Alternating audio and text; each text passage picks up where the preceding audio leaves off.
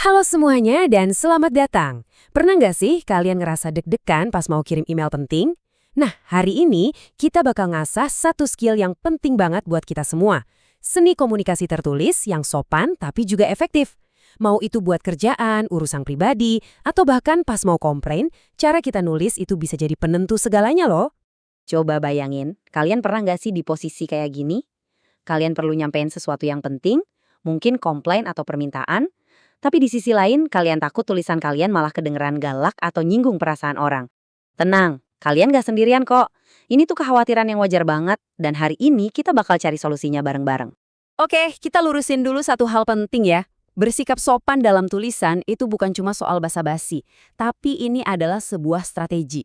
Serius, komunikasi yang sopan dan rapi itu bikin pesan kita jadi lebih gampang didengerin, dipahami, dan yang paling penting, ditindaklanjuti.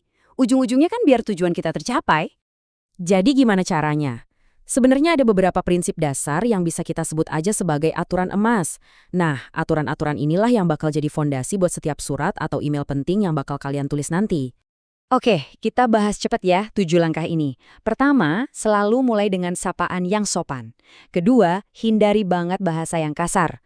Ketiga, usahakan kalimatnya jelas dan ringkas. Keempat, langsung sampaikan tujuanmu dengan terang. Kelima, cek lagi tata bahasa dan ejaan. Ini penting. Keenam, tunjukkan rasa hormat ke penerima. Dan yang terakhir, jangan pernah lupa bilang terima kasih. Tiap langkah ini ngebangun kesan profesional loh. Oke, teori cukup ya. Sekarang waktunya kita praktek. Soalnya, cara belajar terbaik itu ya dengan melihat gimana aturan-aturan tadi diterapin di situasi nyata. Yuk, sekarang kita bedah bareng-bareng satu contoh surat komplain yang ditulis dengan sangat cerdas.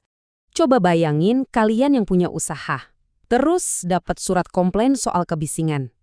Surat ini, walaupun isinya komplain, tapi kok rasanya tetap sopan ya, dan gak ngajak berantem. Nah, mari kita lihat lebih dalam apa sih yang bikin surat ini jadi efektif banget.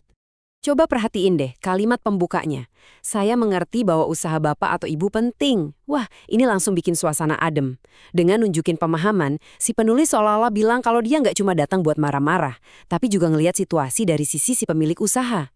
Ini langkah deeskalasi yang brilian, bisa meredakan konflik bahkan sebelum masalah utamanya disebutin. Sekarang lihat gimana masalahnya dijelasin.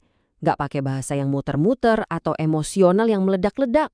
Cuma pernyataan fakta yang jelas. Kebisingan sangat mengganggu aktivitas.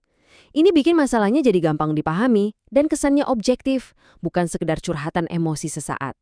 Nah, ini nih bagian krusialnya. Frasa saya ingin meminta dengan sangat itu efeknya jauh beda dibanding kalau dia nulis, Anda harus hentikan kebisingan ini. Perhatiin deh gimana nadanya berubah.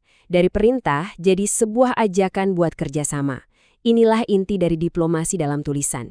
Dan yang ini jenius banget. Dengan nawarin diri buat diskusi, si penulis langsung mengubah dinamikanya. Ini bukan lagi soal masalah kamu, tapi jadi masalah kita yang bisa kita selesaikan bareng-bareng.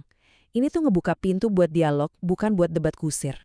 Nah, ini ada beberapa frasa kunci yang bisa kalian simpen semacam contekan praktis gitu. Awali dengan hormat.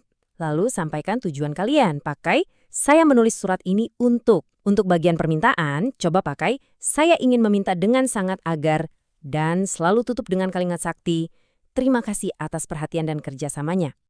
Oke, kita udah bahas teorinya, udah bedah juga contohnya. Sekarang yuk kita rangkum poin-poin paling penting yang bisa langsung kalian pakai.